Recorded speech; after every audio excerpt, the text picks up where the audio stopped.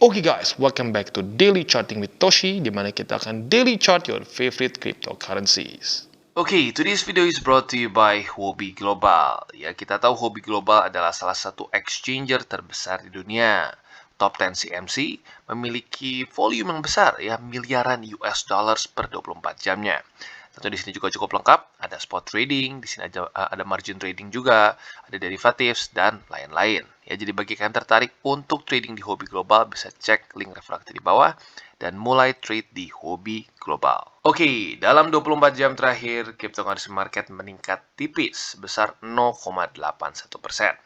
Dengan total market cap mencapai di 869 miliar US dollars. Dan kita bisa lihat untuk Bitcoin basically masih sama di daerah 19.200-an, tetapi itu merupakan peningkatan sebesar 0,33% dalam 24 jam terakhir. Lalu untuk Ethereum, dia meningkat sebesar 1,66% dan masih terus bertahan di atas dari 1000 USD. BNB, dia meningkat sebesar 1,68%. Lalu Cardano, dia meningkat sebesar 1,22%. XRP 0,73 dan Solana nyaris 2%. Jadi kita bisa lihat Bitcoin dominan sepertinya sedikit turun ya karena altcoins rally-nya cukup lebih besar dibandingkan dengan Bitcoin yang hanya 0,33% saja. Nah, kalau kita bisa lihat price action untuk Bitcoin dia basically membuat doji ya. Dan doji ini tentunya menunjukkan bahwa ada kebingungan di markets. Para buyers dan sellers cenderung bingung. Walaupun biasnya lebih sedikit ke bullish. Ya, kenapa? Karena kita bisa lihat volume dari sellers mulai mengurang. Ya, kemarin kita bisa lihat drop dengan cukup drastis. Nah, semoga saja ini bisa menjadi momentum bagi bulls untuk bisa rally lagi.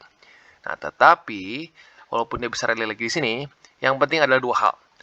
Yang pertama adalah volume yang mulai meningkat secara buyers. Ya, jangan volume sellers, tapi volume buyers. Nah, yang kedua, taklukkan MA20. Karena kalau dia reject lagi oleh 20, kemungkinan besar ini bisa membuat lower low ya. Dan tentunya lower low bagi Bitcoin nggak bagus ya, apalagi dalam kondisi seperti sekarang yang mendekati ke the Fed pada tanggal Juli sekitar Juli 28 saya ingat gua ya. Nanti kita cek lagi. Pokoknya di akhir Juli. Nah, tentunya kalau sampai kita masih belum bisa menaklukkan MA20 saat nanti di akhir bulan, ada possibility yang cukup besar kita bisa ke harga yang lebih rendah lagi ya. Dan selanjutnya kita akan masuk ke bagian MA200 weekly ya, di mana kita bisa lihat andaikan dalam 20 jam lagi ini close di sini, ini bisa dibilang close terendah dari MA200 selama satu dekade ke belakang ya. Jadi kita bisa cek bahwa data MA200 ini sudah mulai keluar sejak 2015-an ya di sini. Nah, kalau kita bisa lihat, ini adalah close weekly terdalam dari MA200. Nah, seperti yang gue bilang, Bitcoin belum pernah merasakan resesi. Ya, Bitcoin pernah merasakan krisis, ya seperti COVID crisis di sini. Lalu ada beberapa krisis lain, ya. Nah, cenderung semua terpantul oleh MA200. Nah, tapi kita tahu sekarang ini bukan cuma krisis saja. Masuknya sudah ke resesi karena literally lalu lihat sendiri bahan pangan semua luar biasa meningkat dengan ekstrim ya. Nah, tentunya ya resesi ini bisa mengubah statistik. Ya, contoh seperti kita ambil Nasdaq di sini ya. Nasdaq kita bisa lihat di 2008 lah ya. 2008 itu kita ingat bahwa itu tuh masa-masa yang cukup berat ya bagi ya semua markets lah ya. Kita bisa lihat ya bisa dibilang satu dekade ke belakang MA200 weekly nggak pernah ketembus oleh Nasdaq ya. Basically sejak tahun segini 2010 sampai sekarang itu nggak pernah tembus MA200. Tetapi masa-masa resesi seperti 2008 lalu di sini ya kita tahu ada .com bubble dan juga ada ya ini invasi Amerika terhadap Irak dan juga ya arguably Afghanistan juga. Kita bisa lihat apa yang terjadi resesi dan satu struktur yang kuat sekalipun bisa tembus. Ya jadi lagi-lagi ada nggak possibility Bitcoin tembus? Ada. Contohnya mana? Ya kita bisa lihat Nasdaq.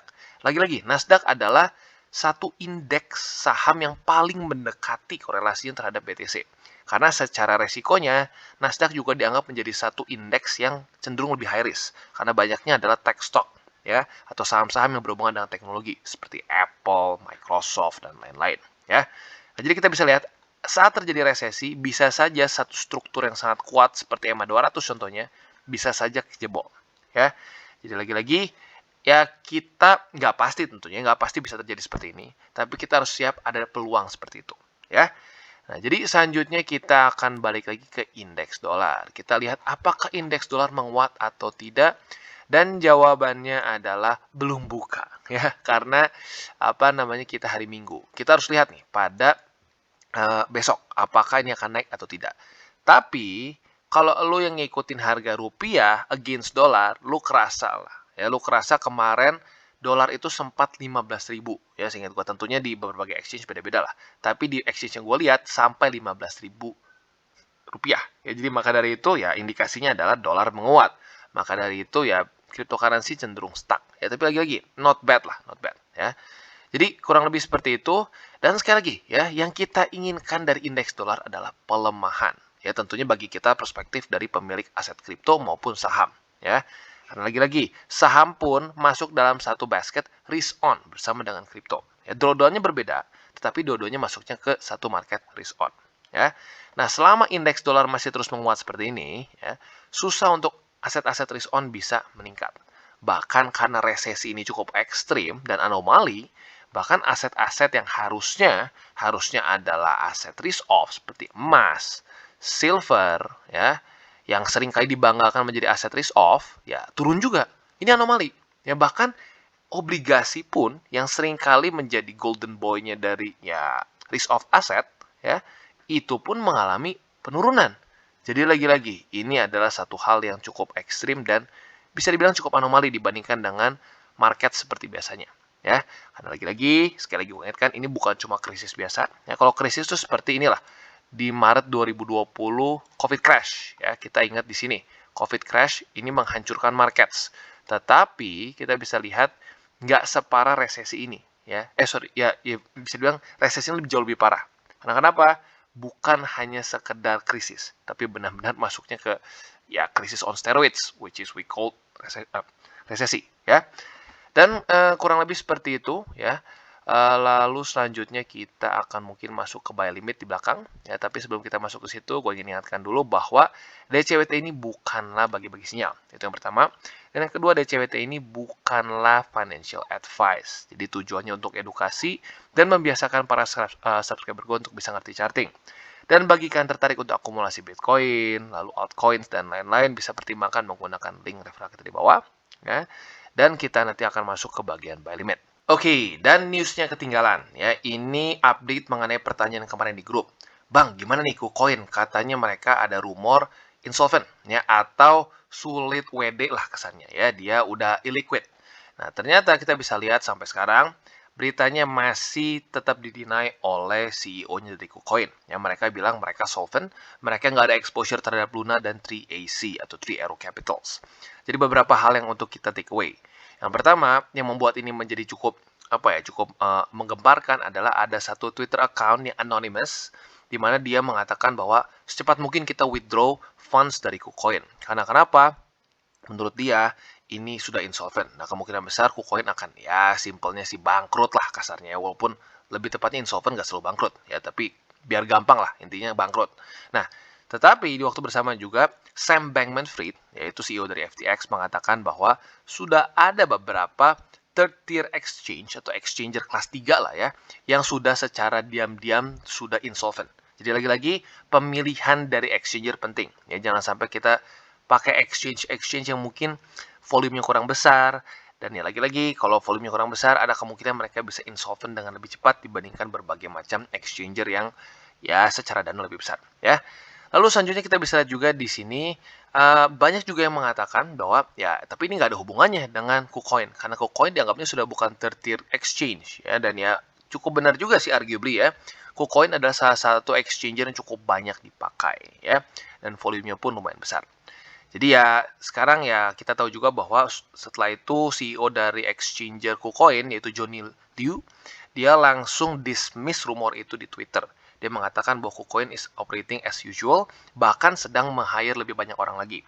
Tapi baik lagi ya, kita nggak bisa percaya saja, kita lihat dulu apa yang terjadi, apakah benar-benar aman atau tidak. Jadi buat lo yang mungkin punya dana di KuCoin, kalau besar banget ya bisa pertimbangkan buat sedikit digeser ya. Ya coba lihat bisa nggak dikirim atau nggak. Kalau lu nggak punya ya udah tinggal tunggu aja apakah ini akan aman atau tidak.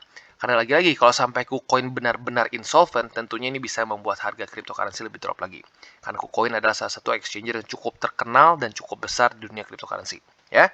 Jadi kurang lebih seperti itu beritanya dari KuCoin. Oke, dan selanjutnya kita masuk ke buy limit untuk Bitcoin. Ya, jadi sebenarnya masih sama seperti kemarin ya. Yang pertama di MA200 weekly, yaitu di sekitar daerah 22.400-an, harusnya sudah kena semua, ya, karena sudah cukup lama di bawah dari situ.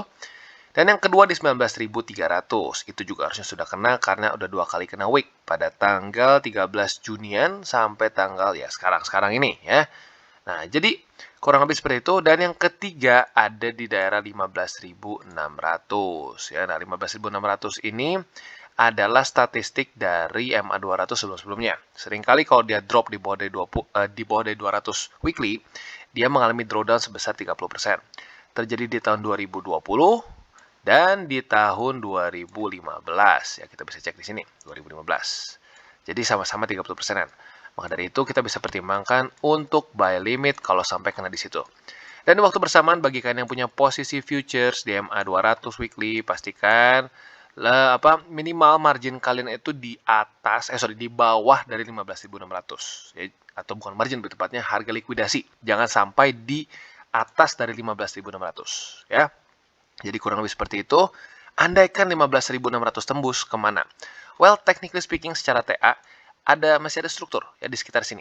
Kalau kita lihat secara kasar itu di sekitar ya 11.000 sampai 12.000. Ya, jadi lagi-lagi nanti kita akan bahas andaikan sampai 15.600 ketembus ya. Semoga saja tidak, dan semoga saja Juli nggak terlalu merusak cryptocurrency market ya. Jadi kurang lebih seperti itu untuk buy limit dari Bitcoin. Oke, dan selanjutnya kita masuk ke Ethereum. Dan untuk Ethereum kita bisa lihat bahwa kemarin ya, atau lebih tepatnya jam 7 pagi tadi, dia close dengan volume bullish ya, atau volume yang lebih untuk ke para buyers. Nah, ini menunjukkan bahwa dia ada tertahan oleh daerah sini. Ya, kalau kita bisa lihat, ini adalah struktur yang terbentuk pada tanggal 22 dan 23 Juni. Jadi mungkin kita bisa tambahkan ya, karena sudah terkorelasi beberapa kali.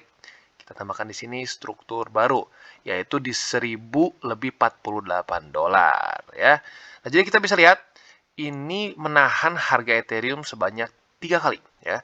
Pada tanggal 30 Juni, tanggal 1 Juli, dan tanggal 2 Juli ya. Nah, jadi harapannya adalah ini mulai menjadi tangga bullish ya, volumenya mulai pelan-pelan naik seperti contoh mungkin di mana ya? Di sini. Aduh, mana ya? Jujurnya udah rada lama juga. Di sini nih ya, menjadi tangga naik nih. Nah, itu dibutuhkan untuk Ethereum supaya bisa mulai pelan-pelan bisa naik lagi ke atas ya. Nah, setelah itu bisa dibilang secara tesnya sama seperti apa? Sama seperti BTC. Setelah dia menemukan volume di sini, yang perlu dilakukan adalah menaklukkan MA20 di daily. Yaitu minimal harus di-accomplish sebelum Juli akhir. Ya, Juli akhir karena ada the Fed yang ingin meningkatkan interest rate. Nah, andaikan dia terus tertekan oleh MA20, belum berhasil tembus, dan kena Juli, ya otomatis bisa semakin seram lagi. Ya. Jadi, kalau sampai Juli nanti MA20 masih menjadi resisten, kemungkinan besarnya akan menjadi resisten yang on steroids ya. Jadi kurang lebih seperti itu untuk Ethereum. Dan buat kalian yang tertarik untuk ambil posisi ya, spot gua pribadi nggak terlalu sarankan dulu ya, karena lagi-lagi sudah tembus summer low. Tapi buat lo yang mungkin ngerasa bahwa aduh posisi gua kurang nih bro ya, ya boleh pertimbangkan di 1000 USD. Sebenarnya kemarin sudah kena juga di 1000 USD. Jadi buat lo yang sudah pasang harusnya sudah kena juga. Tapi kalau lo lupa atau apa dan lo ngerasa Ethereum lo kurang, ya boleh pertimbangkan di daerah 1000 USD. Dan kalau lo mau nge-short, ya bisa pertimbangkan di MA20 daily. Dengan target mana? Sekarang ada 2 target. Yang pertama bisa di sini, ya di 1048 dolar, atau bisa di 1000 dolar. Ya. Jadi kurang lebih seperti itu untuk Ethereum, dan lagi-lagi harapannya secara spotnya ya, ini bisa tembus MA20 dan mulai ketemu volume yang lebih bullish. Ya. Jadi kurang lebih seperti itu untuk Ethereum. Oke, dan selanjutnya kita masuk ke Phantom. Dan untuk Phantom, ya kita bisa lihat ada perlawanan dari para buyers kemarin. Ya, kita lihat ya membentuk ini ya, wick yang cukup panjang ke bawah. Ya, artinya para sellers cukup tertekan oleh buyers. Dan kita bisa lihat di sini volume mulai terus turun. Nah, jadi buat kalian yang punya posisi short di sekitar 30 sen, mungkin bisa tetap pertimbangkan untuk pasang safety belt yaitu SL Plus. Just in case mulai terjadi momentum shift di mana Phantom bisa mulai rally lagi ke atas ya. Secara price action mungkin bisa pertimbangkan untuk close posisi shortnya apabila Phantom berhasil close daily di atas dari 20. Jadi aneh kan nih, hari ini atau besok dia close di atas 20. Nah, posisi short kalian boleh kalian ya tutup lah ya. Jadi mungkin target 21 sennya dilupakan. Tapi lagi-lagi itu untuk yang konservatif. Buat kalian yang mungkin lebih apa ya, lebih agresif ya, lebih berani nggak apa-apa bang, gue siap dengan semua resikonya ya. Hajar aja. Kalau gitu lo bisa tetap tahan sampai kena 21 sen atau bahkan kalau lo lebih gila lagi sampai 15 sen ya. Jadi kurang lebih seperti itu untuk Phantom secara apa namanya shortnya atau posisi futuresnya. Lagi-lagi gue ingatkan buat lu yang nggak ngerti futures, nggak ngerti leverage gimana cara kerjanya, margin gimana kerjanya, lebih baik jangan sentuh dulu. Ya, lu bisa pelajari dulu lebih dalam, baru pelan-pelan ikuti dengan dana yang kecil dulu, jangan gede-gede. Karena kalau lu gede-gede, ujung-ujungnya kena likuidasi, malah kena mental. Ya. Nah, jadi untuk spot Phantom masih bisa pertimbangkan di daerah 16 sen di sini. Karena 16 sen ini atau lebih tepatnya 15 sen lebih sedikit itu adalah summer low bagi Phantom. Ya, jadi stasiun terakhir untuk Phantom, ya. Jadi kurang lebih seperti itu untuk posisi short maupun posisi spot dari Phantom. Oke, dan selanjutnya kita masuk ke Polkadot. Dan Polkadot kita bisa lihat lagi-lagi terpantul di daerah 6 dolar lebih 68 sen. Ya, jadi satu daerah support ini sudah cukup baik ya menahan harga Polkadot. Dan buat lo yang penasaran ini daerah apa, ini adalah sebuah wick yang terbentuk pada tanggal 12 Mei.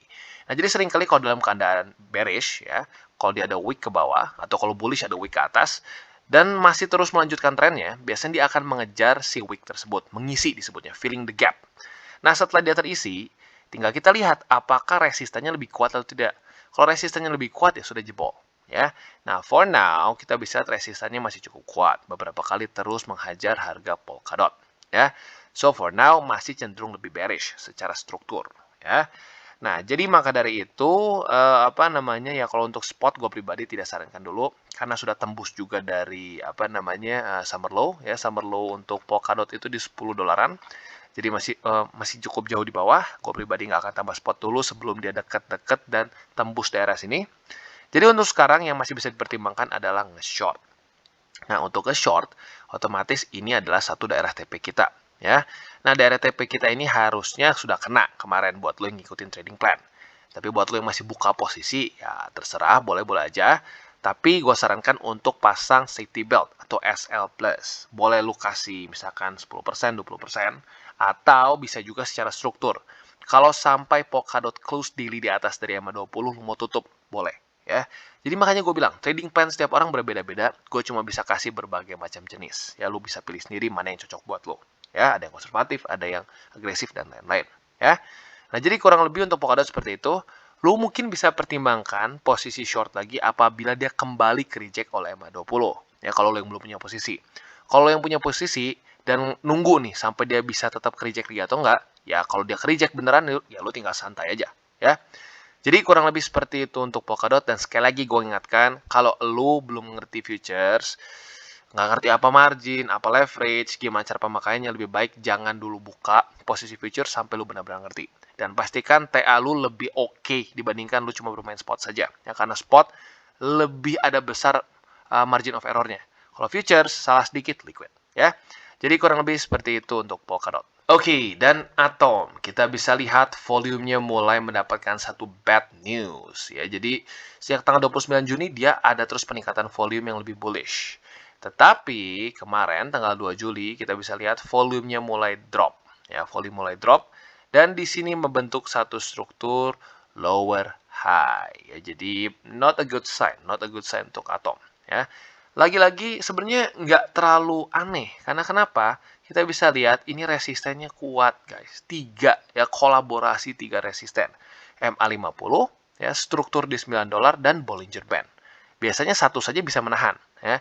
Ini 3. Jadi ya normal para traders cenderung mungkin yang ngelong di sini TP duluan atau nge-front running market TP duluan ya. Nah, jadi kurang lebih untuk Atom ya kalau kalian ingin nge-short ya bisa pertimbangkan kalau sampai dia kena di 9 dolar atau bisa misalnya lebih awal $8 lebih 80 sen di EMA 50 juga bisa, ya. Jadi itu untuk posisi short bisa pertimbangkan di situ.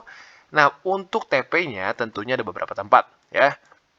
Buat kalian yang lebih konservatif, bisa TP di EMA 20 yang ada di $7 lebih 36 sen.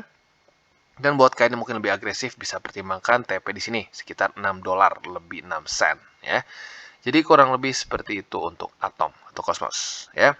Dan untuk spotnya ya seperti kita bisa lihat, $9 ini kenapa gue bilang juga penting, karena ini adalah summer low, ya. Dan summer low kalau ketembus biasanya bisa menjadi resisten yang menyebalkan juga, ya. Maka dari itu, kalau spot sebelum dia bisa reclaim daerah $9, sebelum dia basically bisa gini nih, ya. Dia nembus, mantul, ya sebelum terjadi pantulan ini ya jangan dulu beli, ya, secara spot. Oke, dan BNB kita bisa lihat akhirnya setelah berapa hari ini? 1, 2, 3, 4, 5, 6, 7. 7 hari, 6 hari ya. 6 hari mendapatkan volume bearish, akhirnya dia mulai ada satu volume yang cenderung bullish di sini, ya. Tetapi kita bisa lihat MA20 sangat dekat. Jadi ya lagi-lagi cukup mengerikan, ya. Dan untuk posisi spot, gue pribadi tetap menyarankan untuk tidak dulu tambah posisi, ya, karena dia sudah tembus summer low di sini, ya. Kita bisa pertimbangkan apabila dia sudah reclaim lagi dan mantul di situ, ya. For now, mungkin yang masih bisa dipertimbangkan adalah posisi short. Nah, jadi buat kalian yang sudah nge-short BNB dari posisi sini, ya, sejak dia reject oleh MA20 antara sini atau sini lah, tergantung lo. Kalau gue pribadi waktu itu nyarankan lebih ke sini, berarti sekarang sedang dalam kondisi profit berapa persen? Kita cek ya, sekitar ya not bad lah, 6 persenan, ya. Nah, kalian yang sudah punya posisi di situ dan masih menghold posisi shortnya, bisa pertimbangkan untuk TP antara dua hal. Kalau sampai terjadi reversal, MA20 jebol, ya tembus ya, daily close di atas dari 20, kalian bisa TP di situ, ya. Yang kedua, kalau dia ke reject, nah TP-nya bisa di daerah $196 lebih 90 sen. Atau lebih gampangnya dan lebih amannya, dinaikkan sedikit ke $200, ya. Jadi kurang lebih seperti itu untuk BNB. Lagi-lagi ya kita tunggu apakah target $200-nya kita kena atau jangan-jangan dia malah mulai reversal. Ya, lagi-lagi kalau terjadi dodonya itu, gua harap kalian tetap bisa pasang SL Plus, ya. Ya tinggal terima nasib, gitu mana yang akhirnya bisa terjadi, ya. Oke, dan tren yang sama juga terjadi terhadap Cardano. Cardano kita bisa lihat dia terpantul lagi-lagi di daerah 44 sen, ya. Sudah berapa kali nih? 1, 2, 3, 4, 5, 6, 7, 8, 9, 10. 10 kali daerah 44 sen menjadi support bagi Cardano, ya. Tapi lagi-lagi secara sentimen besarnya, ya, resisten masih lebih kuat. Ya, 20 sempat tertaklukkan, tetapi 50 masih perkasa, dan MA20 sekarang kembali lagi perkasa, ya. Secara volume kita bisa lihat mulai ada penurunan, ya, penurunan dari sellers, ya. Dan pada tanggal kemarin ya tanggal 2 Juli kita bisa lihat mulai ada sedikit volume bullish. Tetapi MA20-nya dekat. Jadi ya lagi-lagi kondisinya sama seperti yang di atas, ya. Kalau dia bisa tembus 20, itu ada probability bisa lanjut rally.